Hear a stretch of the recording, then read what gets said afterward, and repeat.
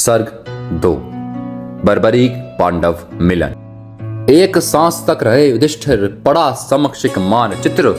रण कुरुक्षेत्र का पड़े दिखाई, समक्ष शत्रु संग में मित्र। मन में न जाने वो क्या सोचते थे, कदाचित विजय का वो पथ खोजते थे। अथवा या मन में कोई विचार चल रहा था, या अपने ही रक्त का संघार चल रहा था। सहसा इतने में उनके कानों से एक वाणी टकराई। समक्ष खड़े अर्जुन की उनको बोली दी फिर पड़ी सुनाई। फिर धर्मराज ने अपने विचारों पर से अपना ध्यान हटाया और खड़े बराबर अनुज के मुख पर थी फिर अपनी दृष्टि टिकाई। फिर सुनने लगे वो बोल अर्जुन के जो कुछ भी वो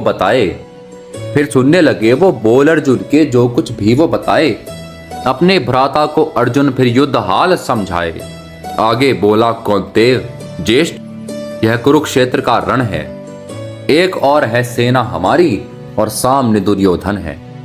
इतने ही वो अपने ज्येष्ठ को भाव थे समझा पाए। इतने में आद्वार से भीतर सहदेव सामने आए। आकर झुककर किया नमन वो सुंदर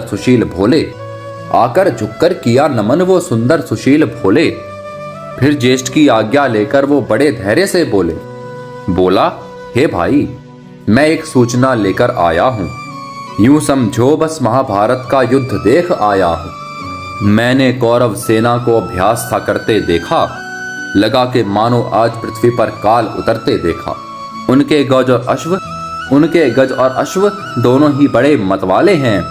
ऐसा मान बैठे हों जैसे वो युद्ध जीतने वाले हैं, और उनसे बड़े दीवाने दुर्योधन दुशासन। प्रतीत हो रहा जैसे कि वो लेके रहेंगे शासन। सुनकर कथन सहदेव के पर होकर के धीर, बोले फिर कुछ वचन वह मुख से होकर तनिक गंभीर। युद्ध भूमि में युद्ध नहीं गज और अश्व किया करते हैं।